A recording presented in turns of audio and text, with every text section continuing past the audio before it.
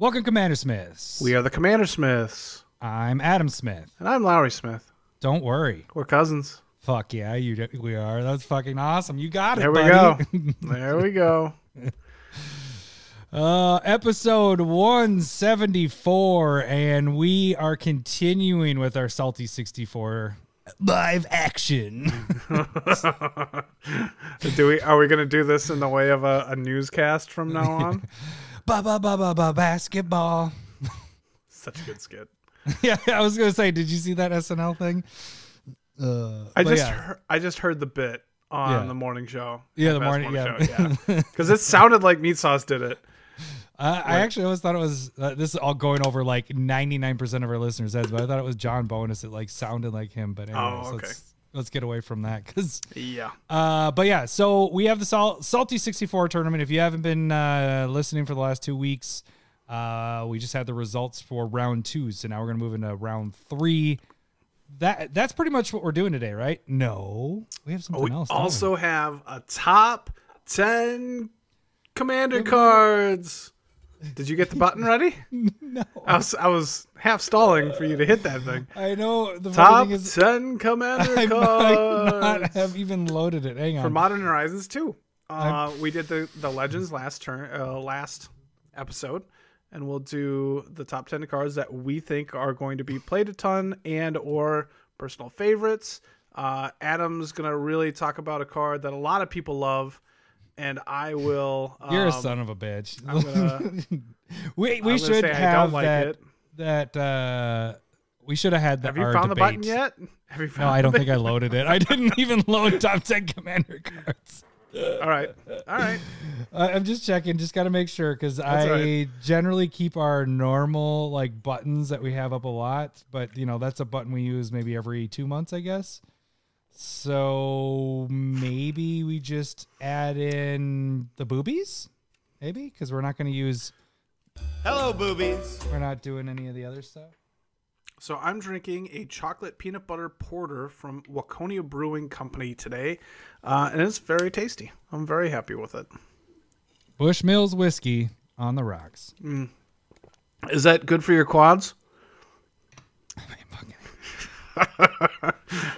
This has been the year. It's so fucking depressing. You wait, Lowery. You wait. I'm a year younger. You're a year younger. This is you had the gout a year earlier. My gout started last year between 37 and 38. I expect to be injured within the month. God damn it. I played soccer last night, and here's the shittiest part of it. Last week was my first week at soccer because the week before I was out of town because of the funeral stuff. So it was really our second week. But anyways, you know, we're supposed to have the stellar defense. I'm sweeper. We have a nice new additions to the defense. And the captain's like, you guys are going to be awesome. We have such a good defense, blah, blah, blah, blah, blah. Well, last week was 90-something degrees, and my two big defender guys went out with quad injuries. Like, they both went out. We started with 4 people up in the game, and by halftime, we were -1. So we were playing a person down. So we lost that many people. Anyways, we get to this week, and they get there, and I'm like, how you guys doing? They're like, I'm about 85%. I start like giving them shit. I was like, you guys are old. Fucking quads. First play, I get the ball, and I kick it, and I'm like, just this stinging pain in my leg. I was like, oh fuck. I've never had a quad injury. Like, it's always my calves. Like, I always have to like drink tons of Gatorade before soccer because my calves will cramp up and all that. Never had quads, and so I like was looking it up, and I told you this beforehand. One of the first descriptions it says it's not a very common injury, but it's a common injury for middle-aged people. And I'm like, motherfucker. We are middle-aged. I can't wait until we get the urge to buy like convertibles that are red, and then you know you're in that midlife crisis level, and you're like, shit, yeah. Hell yeah, I made it this far. Oh, God. Made it this far. And then the next step is buying Viagra, and then you're super happy. Then it's up. Right? It's not up. Then you're old. At that point, then you're old. Yep. That's golden right there. You don't even have to work at it. I don't know. At least, you know, as we got older, you didn't get those in the middle of class surprise boners anymore. You know, at least you can control it in this. Yeah, now I would take Viagra in the middle of class and then purposely get it. Right. The old tuck job. Put it up on your waistband. God damn it, stay down. I don't talk to my penis.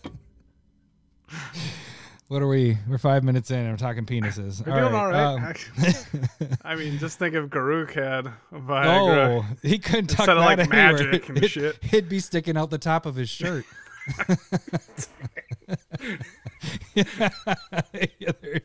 That's for the YouTube. Yeah, it's just in the middle. Have you seen that Will Ferrell skit where back in the day it was where he was in a yoga class and it was him finally being able to give himself a blowjob? Yeah. I didn't think that was possible. You know, I read in Maxim that it wasn't. Excuse me, sir. Oh. And so it's just all the guys there are just amazed, and its head is in his pants, just going up and down. It is. That's a very good skit. Yes, that's one that they need to talk about more. Yeah, I might plug that one in on the YouTube with this, just to have that pop in there. All right. Anything fun, interesting happened to you this week, Lowery? Oh, I'm sure. You're getting ready, still getting stuff ready for the house stuff. I haven't touched it in like 2 weeks. You haven't touched it? No. What? I mean, yes, but I get not the house. Did you guys go outside this yesterday for that 100 degrees? The whole week is real hot. It's been real hot. We finally got kind of a break today. We're in the 80s, which we now that you're talking about it, we had people over on Saturday. Oh, thanks for the invite. Yeah, I didn't invite anybody. It wasn't. I still don't want to see anybody. So damn it. I wish I had wah. Yeah, it was. People that my wife knew. Yeah. That's all right. I've been very happy the last year being antisocial. It's been very nice. Kind of antisocial. You're pretty active on the old Discord, and well, lately we've been jumping on Twitter a little bit more. Trying. But yeah, it's hard. I don't like to jump on Twitter. It is. I didn't really do anything. What did I do? You had your soccer and your quad thing. I went to Topgolf for the first time. That was pretty sweet. For mine and Cindy's anniversary and my dad and my stepmom's anniversary. Did like a little double date thing. So congratulations on the anniversary a week later. Thank you. Yeah. You said last week, you're like, I meant to say it and I completely forgot. Topgolf's pretty sweet. Have you ever been? No. Yeah, you don't have to be good, and about 90% of the people there are not good. A dude that's golf in general though. So well, the dude next to us kept hitting, like, so we were on the second level and there's a third level right above us. He kept hitting the metal bar straight above his head. Like the only way you can hit it is basically going straight up, and it hit and comes shooting down in front of us.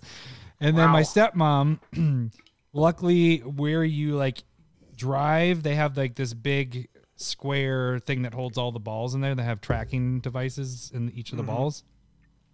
It's sitting there with a pad blocking you from the next person. She hit that pad, which is direct straight out, probably 4 times, and there was a person standing there. Luckily it just hit that and then shot off. So there was some pretty awful golf, but yeah, it was fun. I had a lot of fun.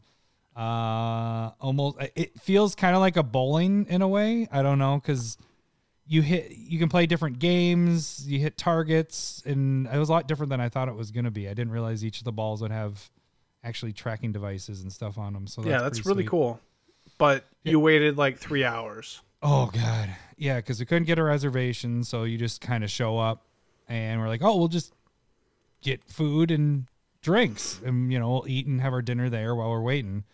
Well, they said it was a 2 to 3 hour wait. We got our food, we got our drinks, got more drinks, and then we got tired. So we went into the car and took a nap. That should have been your first clue that you were middle-aged. I was sitting at the table, I was like, I just really want to take a nap right now. So my dad and his stepmom and Cindy and I got in our car. We turned on the Twins game, and we all slept in our car. The only person that actually slept was Cindy. I just kind of needed to get out of not drinking anymore and whatever. And then they called us in, and we played for about an hour and a half. So it was a good time. Yeah. Very fun. So, all right. Maybe we should get to this because this is going to be a lot of stuff again. Not terribly. Last week was a lot. We went over all the matchups and new matchups. This time we're a lot less. So, all right, let's get a tag. So, what's that? 2, 3. I'm just counting for the kids that are watching. You can become a patron. That is the way to support our show. If you donate $1, gets you into the Discord, gets you into the league. It kind of petered out. That's okay. Yeah, I think we all got enough of our league for a little bit. Yeah. We know that our numbers are going to be down on listeners. Like enthusiasm for Magic is a little bit lower. And that's why Wizards has been trying to figure out how to sell more product in the summer. And they figured it out with Modern Horizons. Modern Horizons 2. Yeah. And then Core Set. D&D this time, so that'll work. Which that intrigues me a lot more than just Core Set. The cards are cool, but yeah. Well, I'm not into D&D, but I know it's like kind of the fantasy. No, I'm not. I mean, I am, but I'm not a D&D nerd. I don't know that stuff. You know, I only know that from Stranger Things. Come on now, or Mark trying to get us to play, but we haven't played that. But anyways, so that's $1 gets you into the Discord, all that fun stuff. $5 or more gets you the Proxy of the Week. And if you're $100 lifetime, you can pick any proxy during each month's pick your proxy, or not pick your proxy. Each month's proxy, you can pick from any of the Proxy of the Week stuff. The free way to support the show is to jump on YouTube. And on YouTube is where you can see our faces right now, the cards we're talking about right now, all this fun stuff, Lowery's little jazz hands. And you can also see other videos that aren't the podcast, like Curated MTG that happened today. And what was that, Lowery? Fuck you. So it was going to be Ugin's Nexus, and it might still be. I'm just checking on some rulings that I wasn't very clear on and didn't think about. And so thanks, Ted. Thanks for making sure that Lowery was deleted on track. Everything real quick. So yeah, it's a cool card. What does Ugin's Nexus do? 5 colorless artifact. Ugin's Nexus doesn't allow people to have extra turns, and if it goes into the graveyard, exile it, and you get an extra turn. So it's a cool card, especially if you're not in blue. Yeah, and then, All right, yeah. So that'll be probably up tomorrow. So maybe. And if it didn't, what was last week's really quick? I don't remember that. Oh, shit. Oh, that was the hexproof guy. The blue and the colorless hexproof. Giving all your stuff and you hexproof and then amassing. Lazotep plating.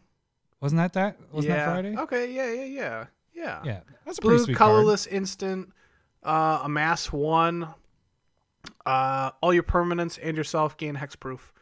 And so it's pretty cool. I have it in my Essex deck, so like if you cast it on your turn, that amass will turn into whatever creature that's on the board that you want it to turn into instead of an army token. Just a 1/1. So it's just another way to create tokens in a token style deck.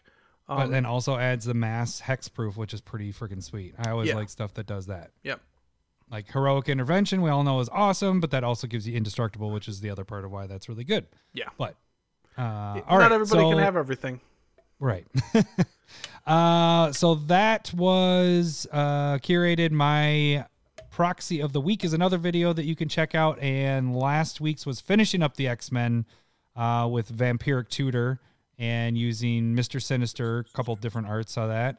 And then also released the digital versions of that on Twitter. So if you aren't following us on Twitter, check us out there, or at the very least, just go to hashtag Proxy of the Week and you can see all that fun stuff. Or at the very most, become a patron and then you get it on the Discord like weekly.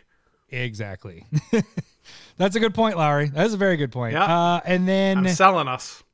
The other stuff is that was live. So Proxy Time is live. We're doing, when we get boxes, we will open those live. So we're going to start doing a little bit more live stuff. Notice how you said that, because Adam's getting a box of Modern Horizons 2, multiple of them, and I am skipping on it.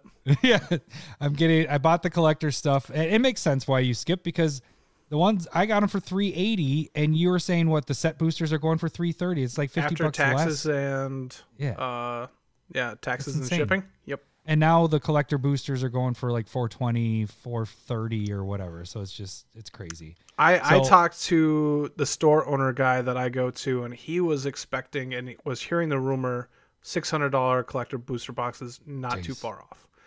Yeah. Depends on how allocations go, and we'll see who gets what promised, but we know that Commander Legends. I was going to say Commander to Legends. If it follows that track, we're definitely is going to hit that easily, which I hope it doesn't, because we got screwed out of Commander Legends from freaking Dragonfly, but whatever. Oh, burn. Yeah. I might beep that. Yeah. Just kidding. I don't know how to beep yet. Well, remember we always did, or I started changing it to a fart noise. Yeah, I don't have that sounder either. Is that in the effect? Is that in the effects area or? Shut up. Oh, that wasn't. Whoops, that's the coming one. Oh, we got a new patron. Thanks. Yeah. Just kidding. Adam came. Yeah. Ka-ching. All right, so that's YouTube. You can also interact with us there by liking, sending messages on the videos and all that fun stuff. Or you can jump on Twitter, and that's where we post Proxy of the Week. Other posts like Not Sharing with Adam and kind of mail day stuff or Card Sphere stuff. So, or you can direct message us there or shoot us an email at CommanderSmiths@gmail.com. One thing I forgot to mention, I did do this week. My tattoo artist guy gave me his collection to go through. Didn't give me his collection, just had me go through his collection and kind of just pick out stuff that I knew was good and kind of price it out for him and give him an idea of it. So that's been interesting. I've gone through 4 boxes now. What I'm doing is just going through it, finding the rares and mythics I'm automatically just taking out and putting into a box. Yeah. And then cards I know that are good or a couple dollars worth, I just take those out and put it in the same box. Then when I'm done sorting it, I'm going to go back through those cards and, price it all out. The ones I know off the top of my head that I picked out, he had about $1,600 worth of cards in just about 10 cards, which is insane. Yeah. Not cards that I would own. That one was banned. It's that Yawgmoth's Bargain foil. That one, yep. But the other one I was talking about was that was one that was 400. Yeah. The other one was, it's one of those tutors that had the Hellbent in it. I don't have that one because it's bad for Commander. Yeah. Because you're supposed to choose something from your hand and then go search your library for it.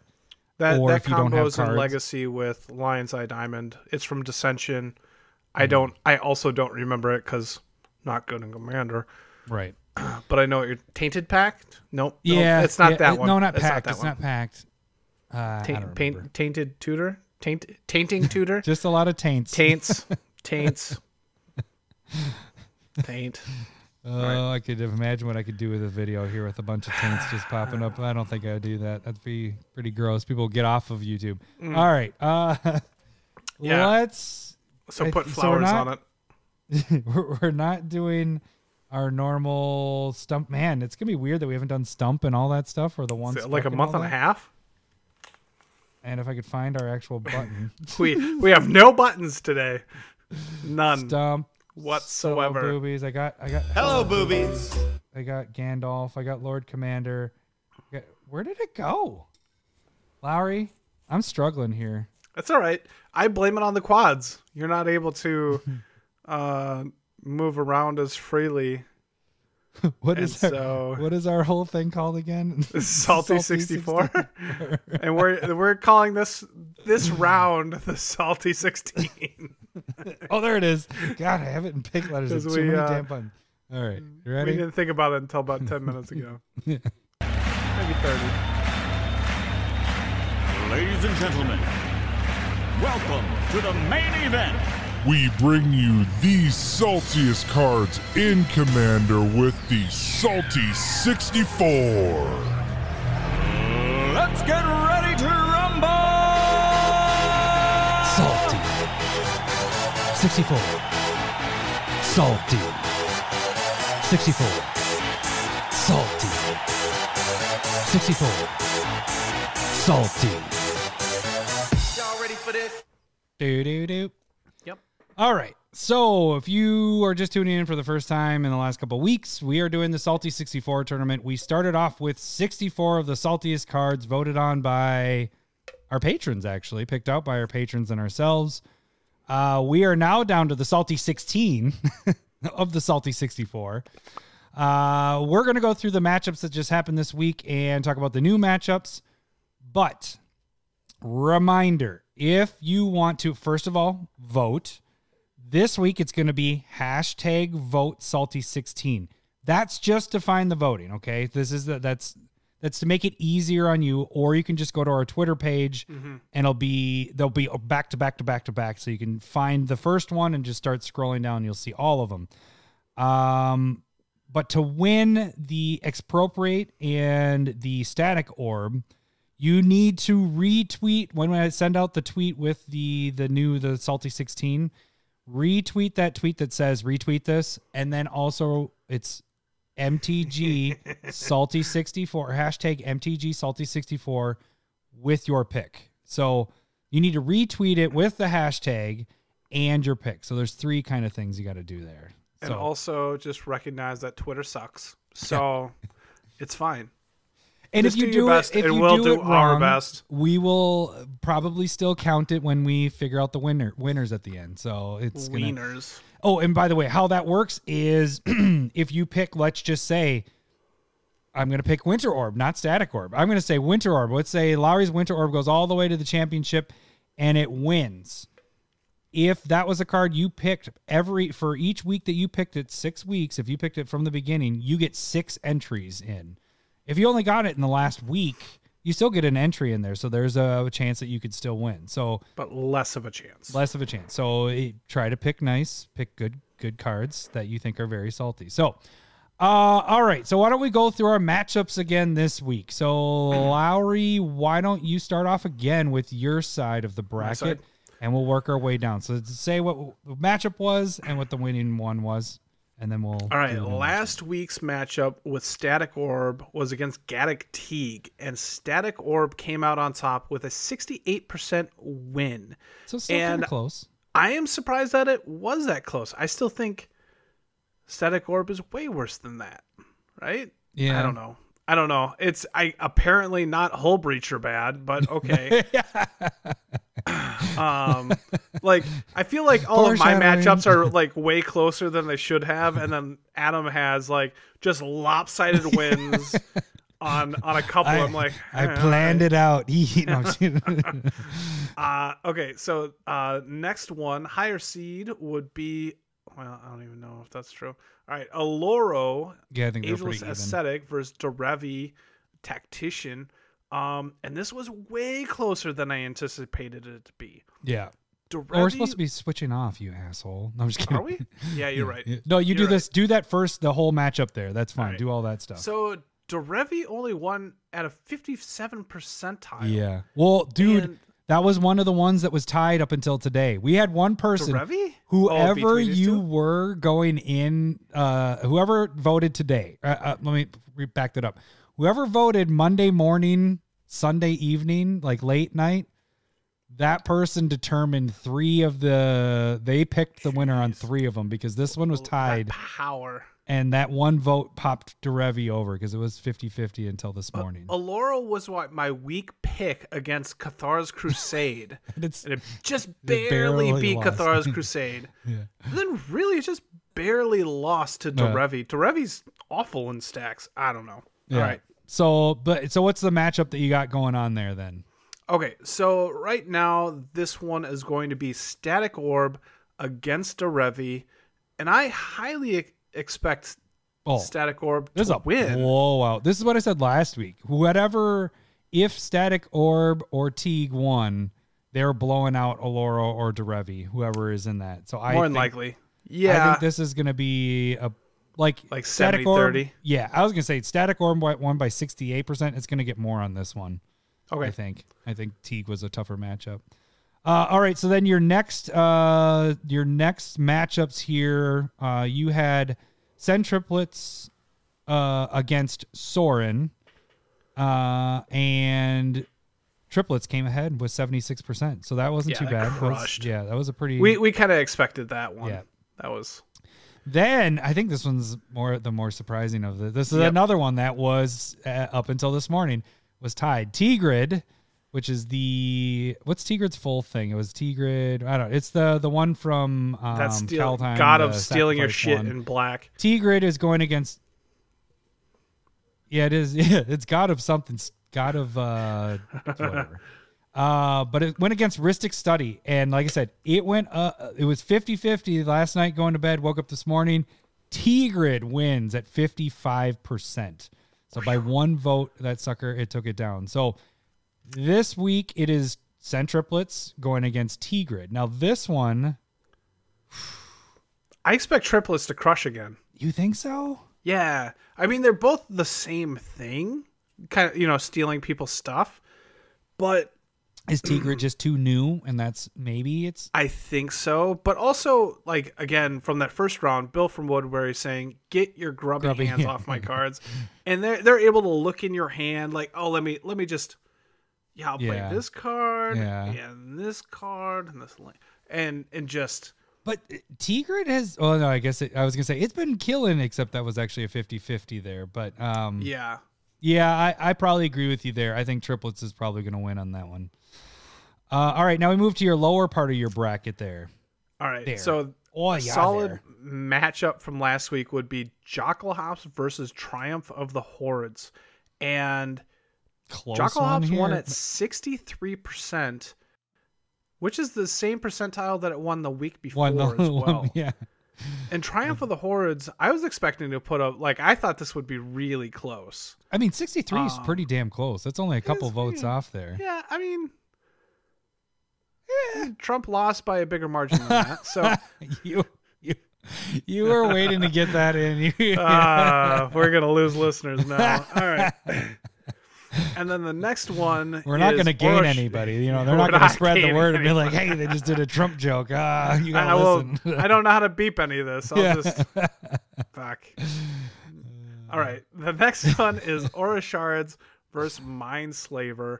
And this another tie? Must have been. You had all three of them on your side. You did. I don't have any of the ties. 50, just barely squeaked by Aura Shards. Is Aura Shards that salty? Like, I expected Mindslaver to crush on this one. We did. We both said that. We thought Mindslaver would kill. So I'm very surprised. Yeah. And so the third round matchup is going to be Mindslaver versus Jockelhops. Oh, Jockelhops is going to run away with that. Right? Yeah. I'm thinking that. Jockelhops is only winning by 63 percentiles, and Armageddon, which I think is not as bad of a card, is winning by 100 percentiles. So I don't know. I'm in Jaw's corner right here. Jockelhops should win this, but I don't know. I don't know what you Twitter people are thinking.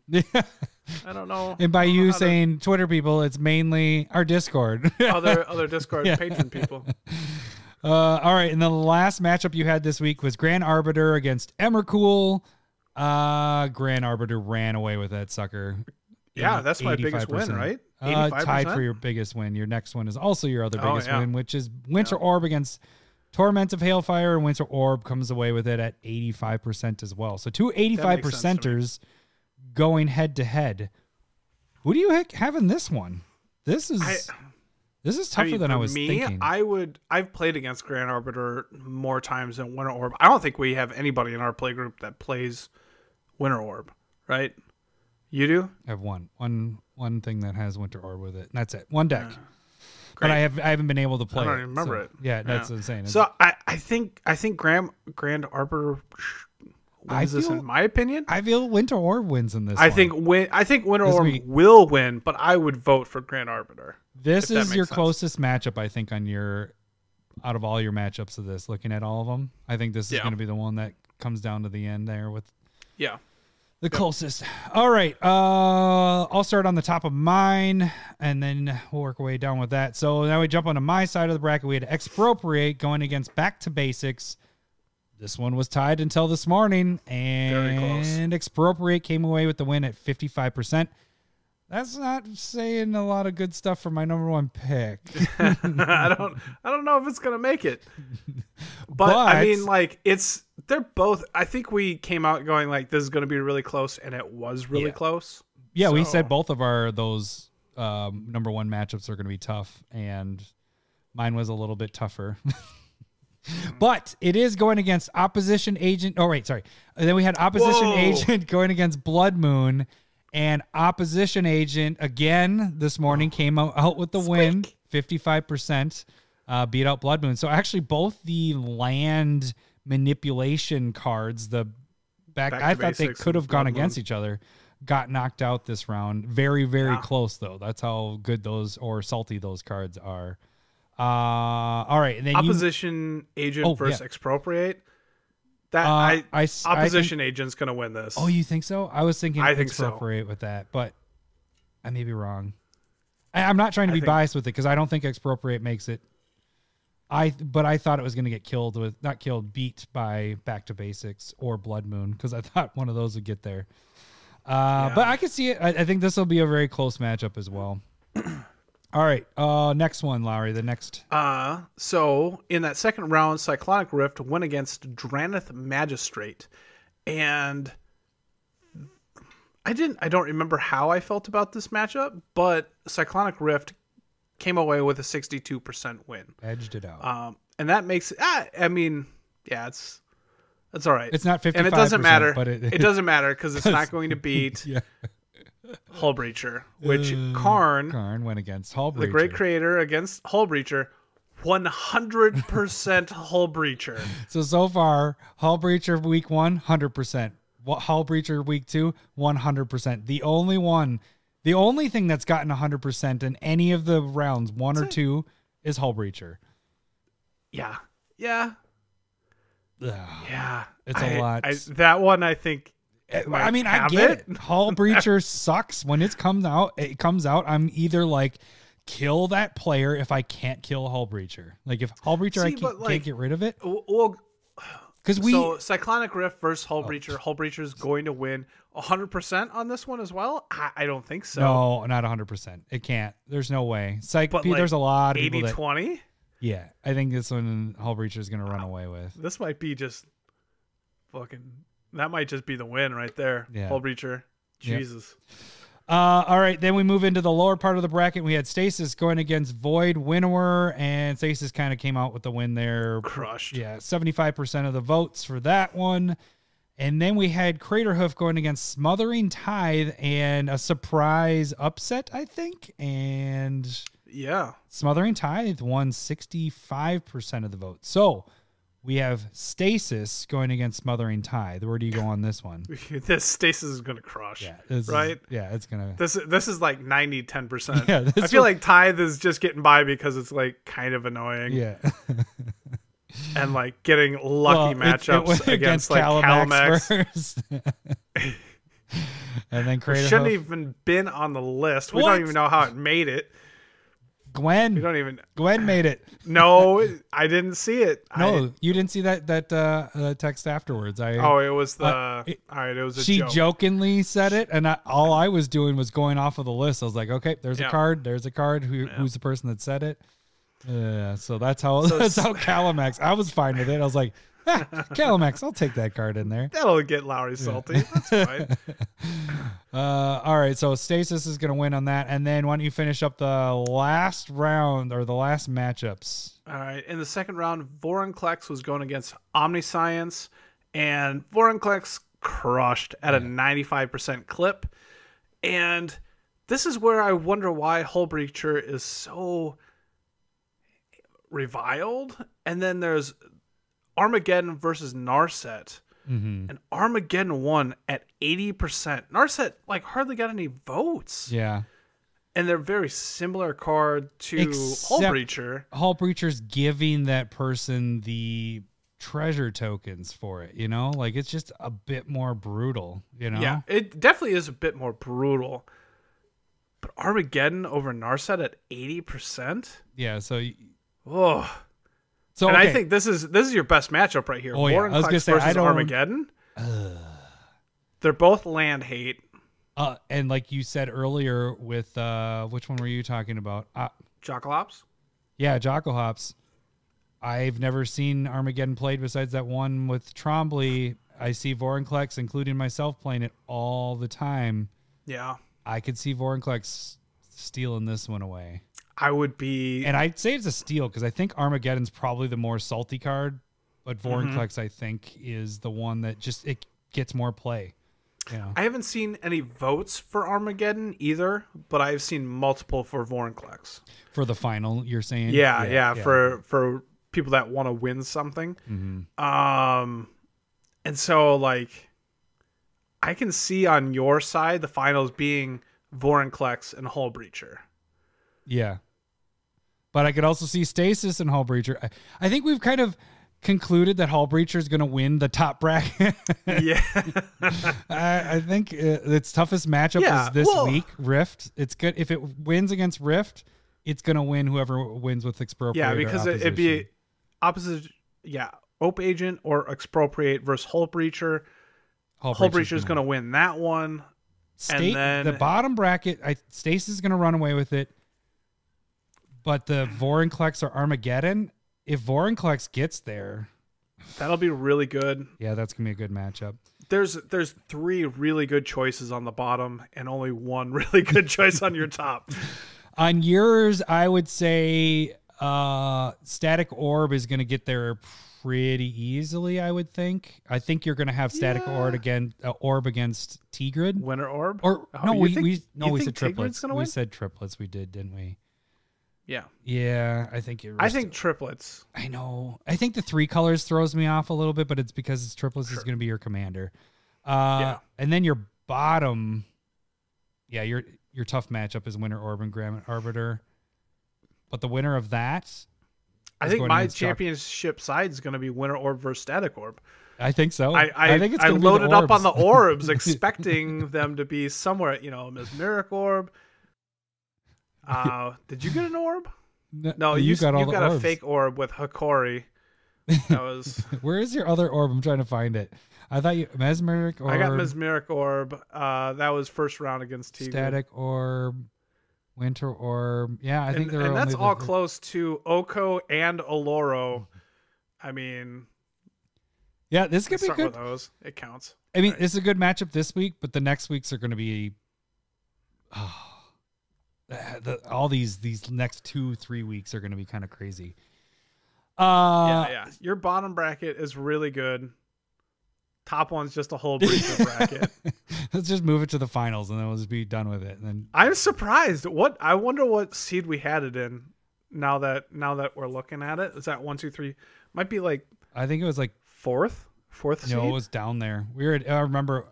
I have my drafting sheet. I can look at it later, but yeah, I had it down there quite a ways because it goes 1, 2 goes down there, 3 also goes down there. I think your Armageddon was 2, or maybe Stasis was 2, Armageddon 3, Hullbreacher 4. So that'd be like the 7th or 8th pick. Yeah, maybe that's around there. Boy, was I wrong. All right. I felt like I picked Vorinclex before though. That's okay. I think Vorinclex came before that. Okay. 1, 2, 3. So 4 or 5. Anyways, yeah. What was I going to say with this? Oh, quick side note to people that are listening. If you want to vote, which get out there and vote, this is going to be a shorter run because I am going out of town. So we are recording the next podcast on this Friday. So you're listening to this podcast on Wednesday. The voting is going to be done Friday morning. So you need Friday, maybe afternoon-ish.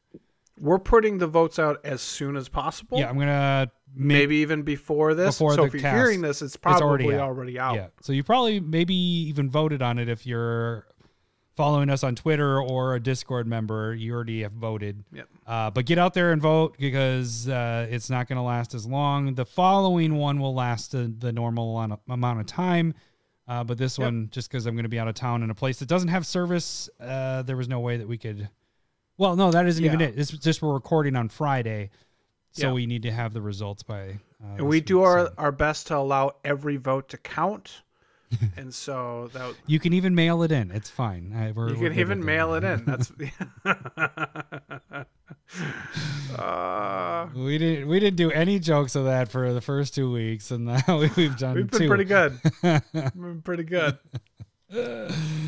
All right. So I do not. But you're not allowed. Nobody can give you water if you're in line for voting. Just pointing that out. It's against the law now. All right. So I do not have the top 10 Commander cards. I might add them. Do I need to voice it or something? You could do it, or it could do. Welcome to a meat forest. That sounds like a fairy tale of a meat forest. I just love that one. Yeah, I mean, ever since you created that, we haven't gotten any patrons. Yeah, so I know. I'm like, what the hell, guys? Yeah, I feel bad. I want to hear my kid on the show. Does it mean you guys hate his kid? This is terrible. You should feel bad. No, that's not how I feel at all. All right. Hello, boobies. Let's get into the top 10. So you just want to do the voice? Just top 10 Commander cards for Modern. All right. So if you don't know how this works, we are breaking down all the Modern Horizons 2 cards that are new and aren't legendary creatures that can't be your commander, because we already did that last week. We gave you Commander 99 or garbage. This week we're doing the top 10 cards for Commander. We're going to work our way down from 10 to the number 1 card. So why don't we start with number 10? And I can start with that one because you practiced the next one though. I practiced it? Yeah, you looked it up and made sure that you could say it right, just in case you were gonna. Okay, that's fine. So you should at go least ahead. Yes, because right? Okay, I got you. Go ahead. You. I was saying the next one wrong for some reason. All right, so we're gonna go with the 10th place for the most played Commander card. That probably isn't accurate, but we both kind of like this card. It was on our Search 10. the It was on our premises. list. We made 2 lists, Yeah. and then we had 10 cards that actually or 11 cards that overlapped. Yeah, and so we cut one. Normally we have to add like 3 or 4. Yeah. So I understand. We understand there are other cards that you may like, and we do like better than this. But we But it's only overlapped one on of this. us. Yep.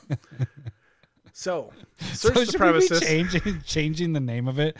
Top 10 Commander cards that overlap with Adam and Lowry's lists of their top cards. It's just too long of a name. It doesn't work very well. It is. It's too. I mean, we have some good openers though. So maybe 3 colorless white enchantment.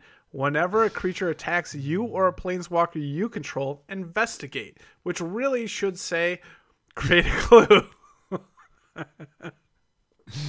Those sons of bees, why'd they do that? Whenever a creature attacks you or a planeswalker you control, create a clue.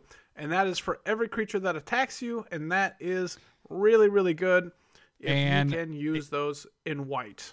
Is the only reason why this makes the list in last top 10 Commander cards from Strixhaven, the card I really wanted on there, you didn't make it. You didn't like that one because it isn't for every creature. The only reason that this is on there is because it's every creature that attacks. Yes. You get Absolutely. that other one. I like the other one better. I'm not gonna lie, but I like it. Just saying. No, that one's bad. No, it's not. It's so The good. black one? Yes, No, the black this one's is not good. So yeah, this is good because it will hinder people from attacking you. It doesn't have attacks. They're still. That was your argument for it before. Like, this isn't going to stop them from attacking you, but you're getting at least a clue token for each creature that attacks you or a planeswalker. Yeah. So it's our number 10. I wish we should probably add in like a honorable mention, like things that I had on my list that didn't overlap with cards on your list, and then you know go off with yours. We say that at the end of every that. cast when we do this top 10. You know that? Wait, do we? You always have said that. Like every time we get done, you're like, we should really have like, and we have done that before, and then we just don't do it. I know we've done the honorable mention stuff where we kind of rattle off. Well, I have my list here, and so I can list off stuff that I like at the end of this. as long as it doesn't go forever. That just means it's a lot more cards that I have to put up on the damn screen. No, you don't have to, because it'd be like blah blah blah blah blah blah blah blah blah. It doesn't count. You don't have to add that up. I could just list these off and make so much more work for Adam to do. That's your fault that you're a perfectionist of some sort. Yeah, you're right. That is the part that sucks. Sometimes I'm just like, why do I even care? Just fuck it. Yeah. All right. Number 9. Academy Manufactor, right? Yeah. I think that's what that it sounds is. right. It's Artifact 3 colorless to come into play for a 1/3 assembly worker. If you were to create a clue, food, or treasure token, instead create one of each. It's pretty sweet. Yeah. That's pretty sweet. You play in any of those. I plan on putting this in a ton of decks. For sure. I mean, because it's colorless. The thing is I play a lot of treasures. A lot of my decks don't have to be treasure themed, but treasures is monoramp in a way, you know? Like, you're also getting a clue and a garbage food token. Fuck yeah. They're artifacts too. But rotten food token. That's the thing is like artifact kind of type decks where you're making tokens. Yeah. This is going to really intensify how much of that you make. So is that for each one that comes into play? Yeah. Think of that with Chatterfang. If you make a treasure token and then you make a clue of food, you're making 3 squirrels with that one token that comes in. Yeah, that's nice. So if you go like Dockside Extortionist with this in play, yeah, you make it like triple the amount. That's crazy. Yeah, that is pretty crazy. Or with that awesome new card, what is it called? Search the Premises that we just talked about. Awesome new card. Yeah, good point. You get treasure. Hey, that is a good treasure, point. Food, and a clue. Those two work for together. Each creature that's attacking you. Yeah. I would probably not attack somebody if it gave them multiple artifact tokens that they may not be able to use at that point. Well, think of how I'm getting drunk. Think how much easier Hellkite Tyrant is with this, though. All those treasure tokens, all the food tokens, all the clue tokens. Because well, you those food tokens aren't going to go anywhere because they're just you're just fucking. They're just sitting there, gaining your life, sacrificing, whatever. More than likely not. Yeah. All right. What is our number 8 card? Number 8 is going to be Daikon Shadow Slayer. White, blue, black, legendary planeswalker. Enters the battlefield with a number of loyalty counters on him equal to the number of lands you control. Love the flavor. Mm-hmm. And you can +1 it to Surveil 2. You can -3 it, exile target creature, which is that's pretty nice. Kind of heavy. Well, I mean, it exiles, which is nice. It's not just destroy. You're getting rid of something. Yeah. And like, so like you turn 3 this and exile a creature. That's fine, right? Fine. But -6, you may put an artifact card from your hand or graveyard onto the battlefield. That's pretty dope. I think that I think is where we're like, ooh, that's very nice. So you just pay 3 once you have 6 or more land in play, and then you can put an artifact from your hand or graveyard into the battlefield. And that's a really good rate to just cheat huge artifacts into play. Yeah. In my mind. Blightsteel Colossus turns 6/5 if you're able to like speed it out. That seems good. Mm-hmm. So the other part of it is like, let's say you don't hit that necessarily. I do like the exile part of it. Even with, let's say you don't have the artifact stuff in your hand and you're late game, it's still exiling a creature. You're not destroying it. So you're getting around, getting indestructible and all that fun stuff. And then the Surveil's not bad. I think we were really big on Surveil when that came out. Surveil's nice. I mean, I like it still too. Think of this though, the Surveil part of it. It can help you if you don't have that artifact in your hand. You could put it into the graveyard. So that's kind of the nice thing. Point. It works with the graveyard as well. So maybe you don't have that in your hand or your graveyard yet, but by plussing it each time, you could potentially get your artifact in there. Okay, so then I like it. number 7 is it subtlety? Subtlety? Subtlety. Subtlety.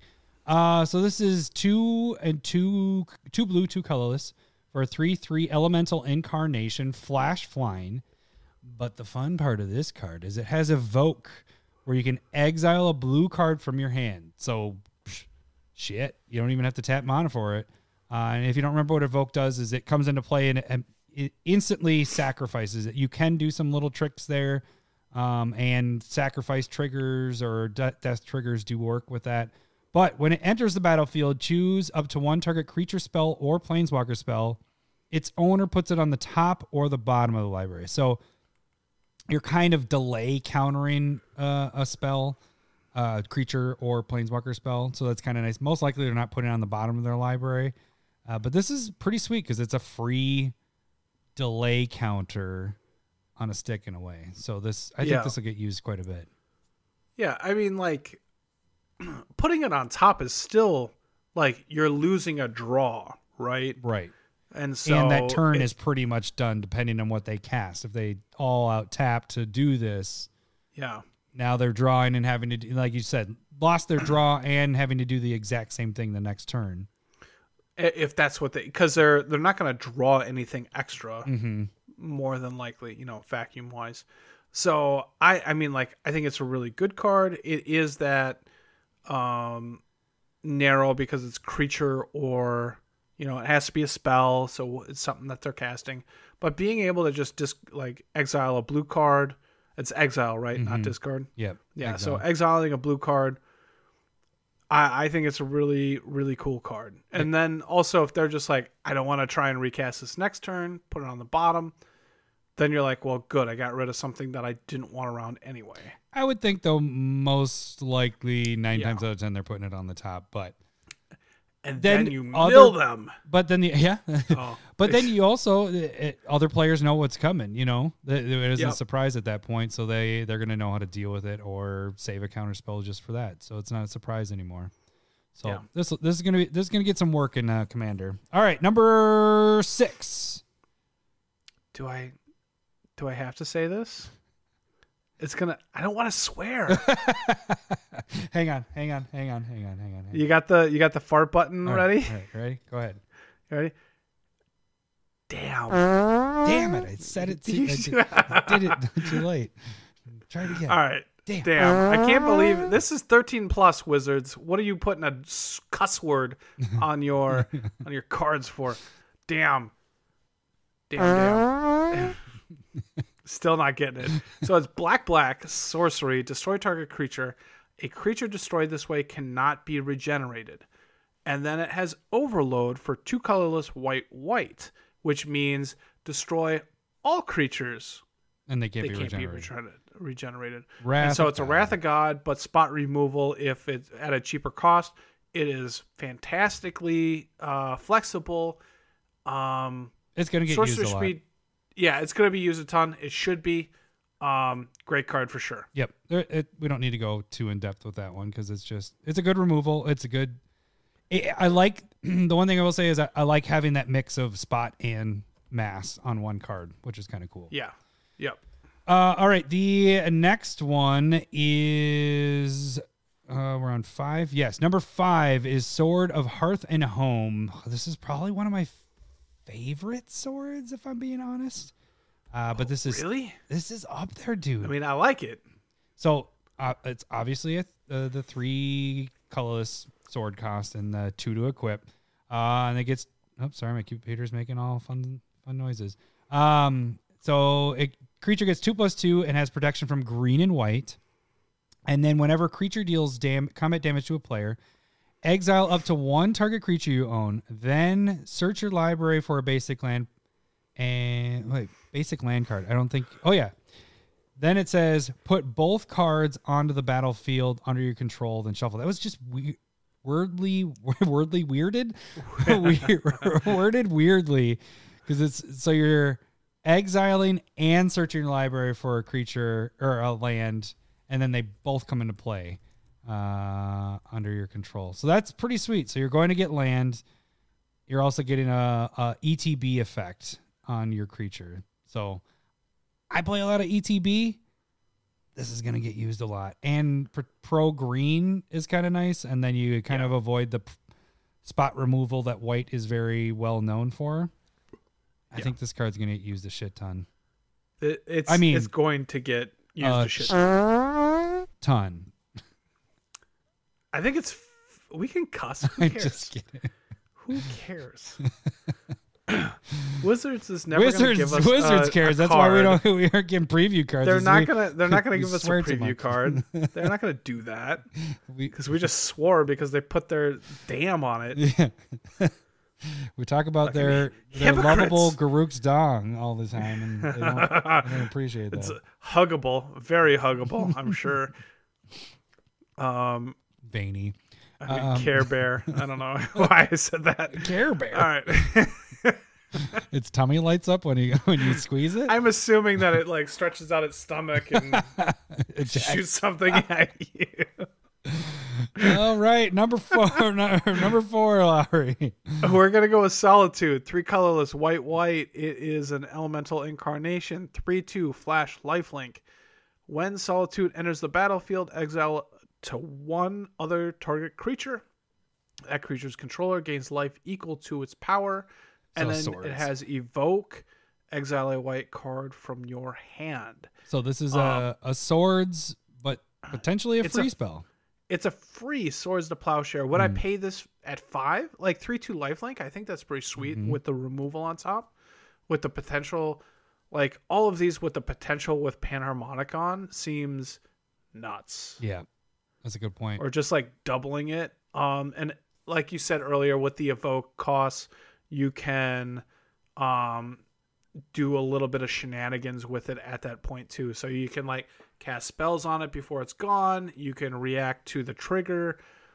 There's a lot of cool stuff that you can kind of do with Evoke. I love Evoke as a mechanic. When I use Evoke, I normally have shenanigans with my Evoke. That's the reason why it's in there. They're normally not just in there to do what the Evoke thing does, like Mole Drifter. I'll normally have multiple things happening with that, you know. So yeah, so I love this whole cycle, but Solitude is probably the best. Yep. For us. All right, we move into number 3. Do we plan that? That really, and once you said to switch, I was like, this makes sense to go this way. Number 3 that I think should be 1, but it's 3. No, I'm just kidding. But it is Urza's Saga. So this is an enchantment land. Don't shake your head, Lowery. This saga, it comes in. The first one is you can tap it to give you, or Urza's Saga gains. So this is kind of the interesting thing about it. It gains this ability. So it gains tap to add 1 for the first level. Your second turn, it gains tap to create a 0/0 colorless construct artifact creature that it gets 1+1 for each artifact control. So on your second turn, you don't necessarily have to tap it to do that. You can tap it for a land again if you want. On the third turn, which is the final one, you sacrifice it. But mind you, if you wanted to, you could use the first 2 abilities on there before it's sacked, because you sack it after you draw. So after you draw, you put the lore counter on there. Search your library for an artifact card with converted mana cost 0 or 1. Put it on the battlefield, then shuffle your library. So this just, I'm going to put this in nearly every deck. Whatever, Lowery. Stop making faces. I'm going to put this in. Lowery doesn't think that he thinks this is a $5. This is not going to get down to $5. I hope it does. I'm sure it's not going to, but I'm not willing to pay more than $5 to $10 for it. This is going to stay up there. How much are you seeing it for right now? It's at 40 at this point. And it sounds like it's being played in potentially modern, and definitely vintage makes sense to me. But I think this is just way overhyped for Commander. It's 3 turns.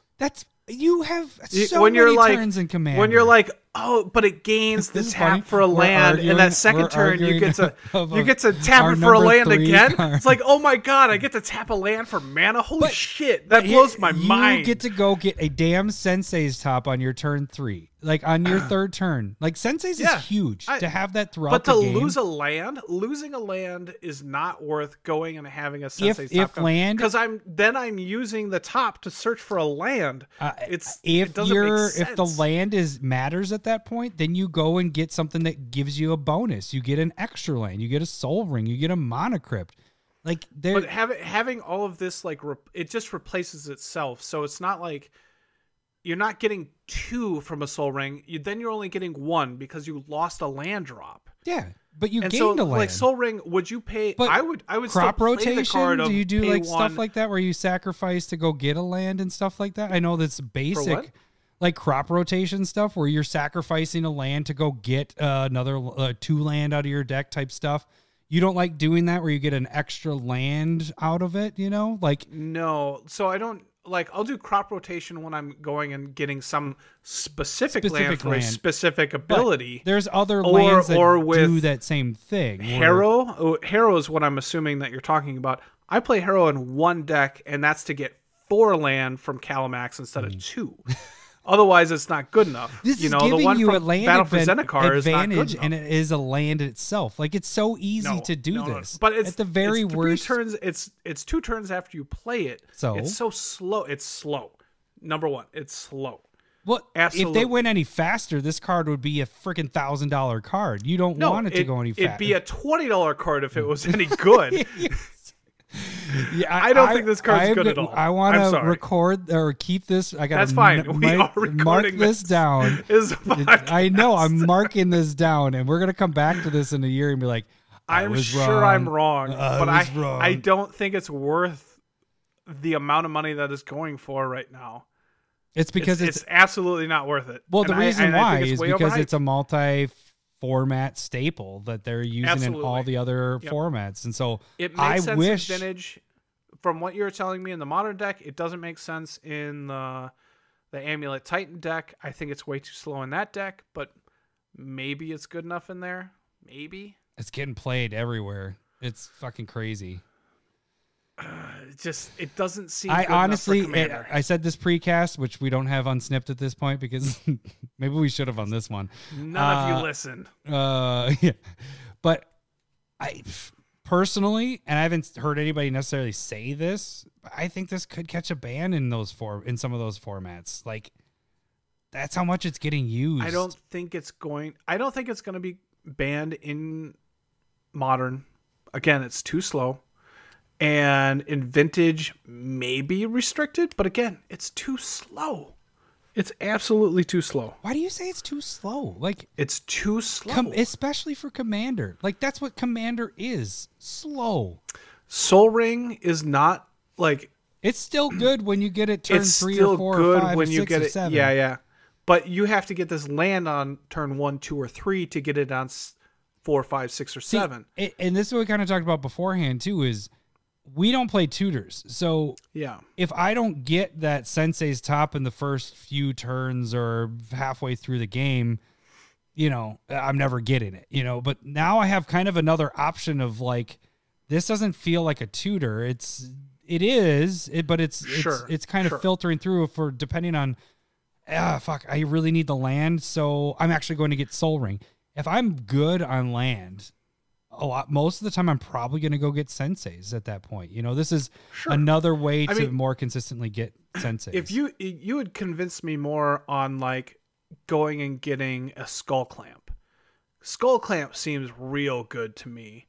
Going and getting this. Well, you can if you want to. Yeah, I know you can. That's what I'm saying. But like selling me on like a Sensei's top. Oh, that's what I'm getting. I'm just saying that makes sense. Like a Soul Ring or Ramp, like maybe like where I'm really excited to lose a land over. That's my big thing. Like getting rid of the land. I know.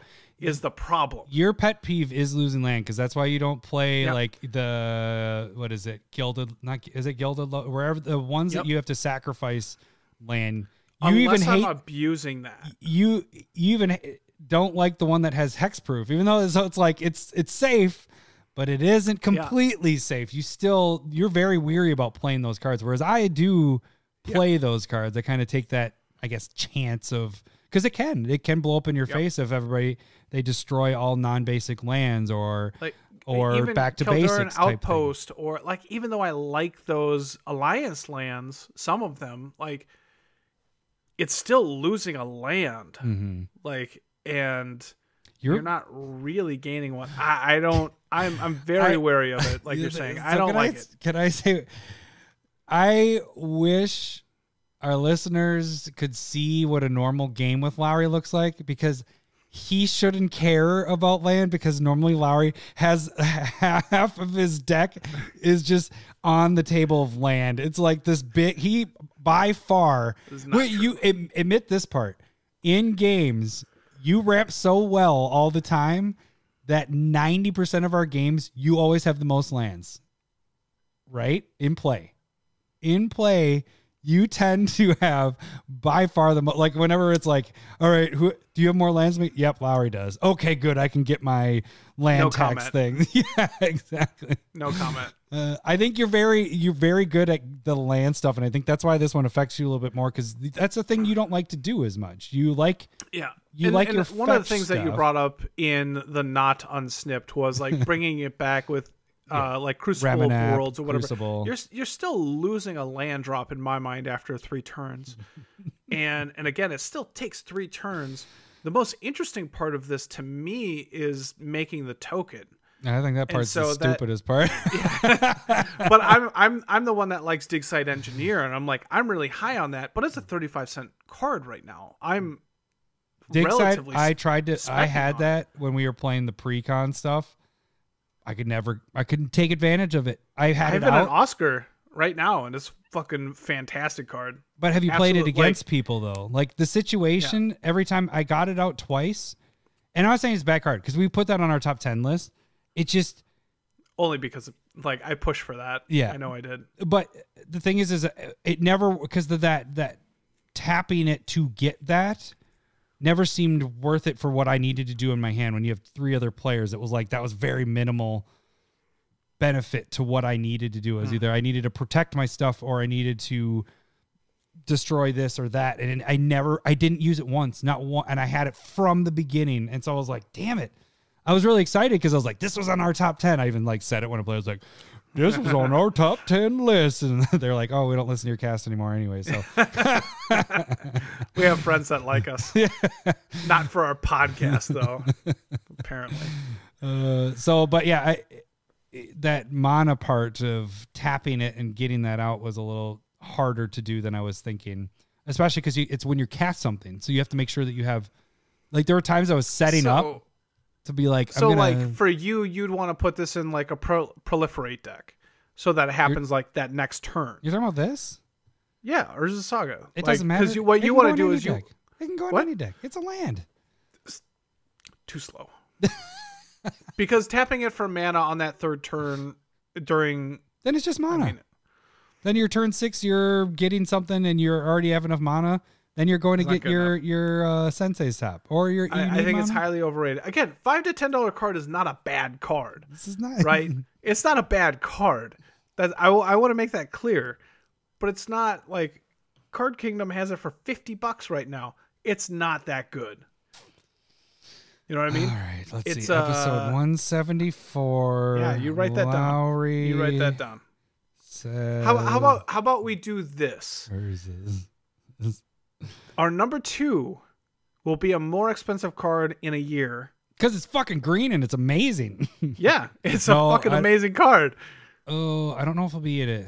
It might be down the road a little further with that one. But I'm putting my money on a year from now. Here's a Saga. What about our number 1?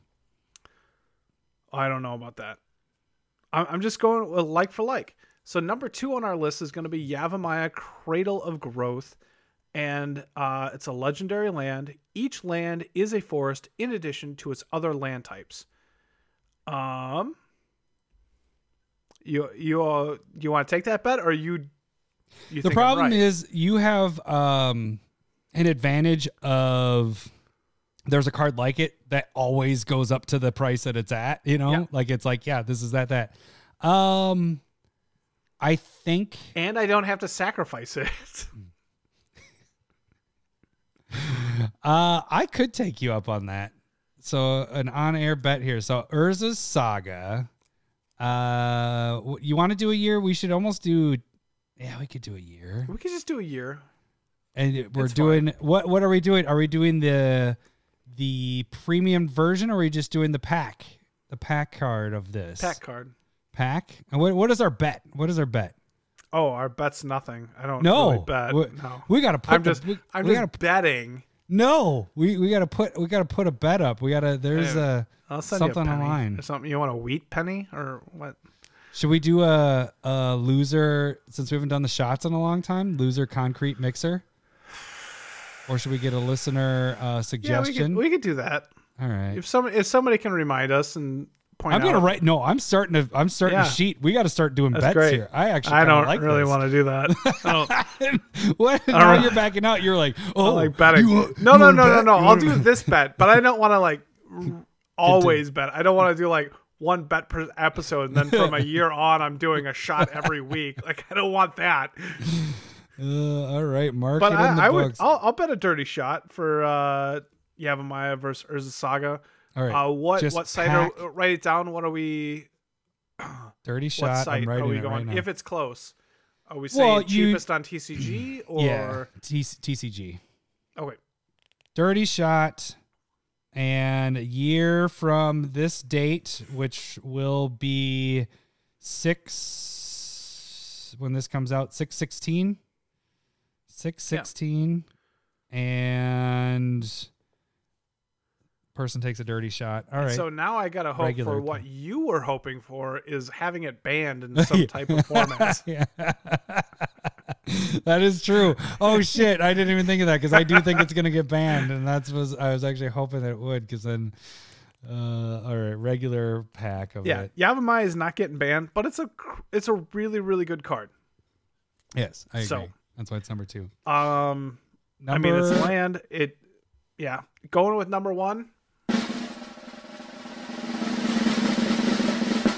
Urza's Saga.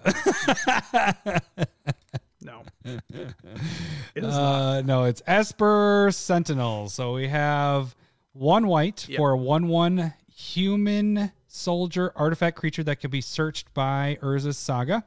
Lowery brought that up on the precast stuff, so they work very well together. Might as well just drop Urza Saga in there again. Whenever an opponent casts their first non-creature spell each turn, draw a card unless that player pays X, where X is Esper Sentinel's power. Pretty sweet. It's kind of like a Ristic, more so like what?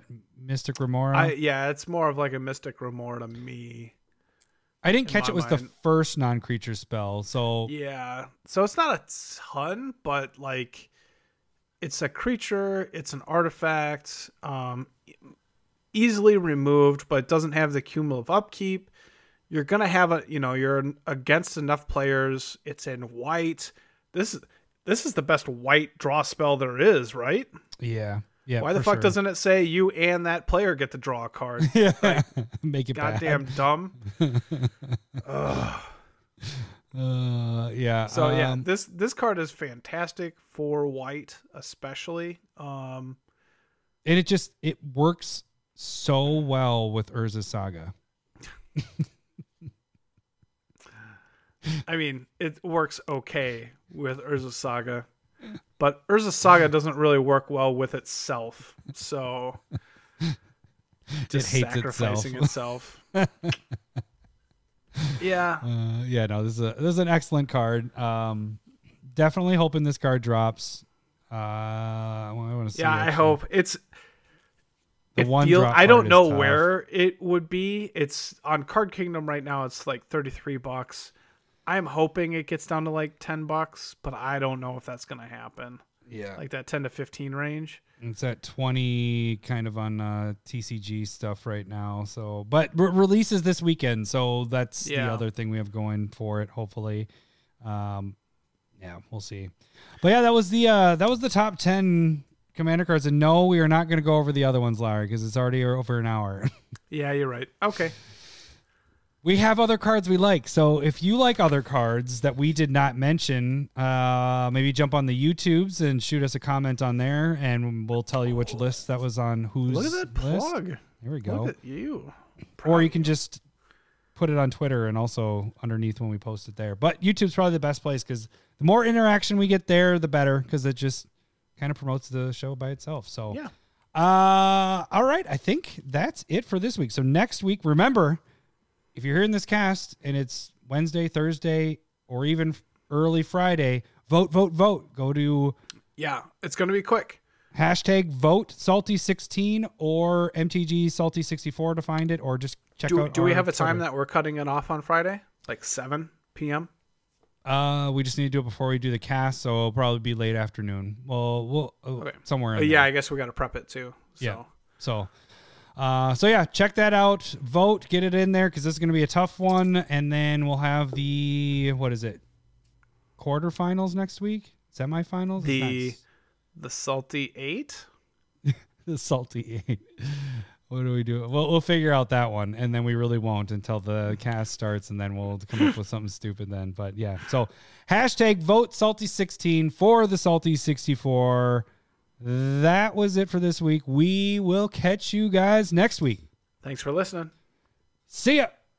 Bye. Oh shit! I kind of slowed it up so I could get to it faster, and then I love boobs. Your I'm buttons. talking tatas. Your I buttons. love boobs. I'm bonkers for honkers. I love boobs. Thanks for the memories. I love boobs.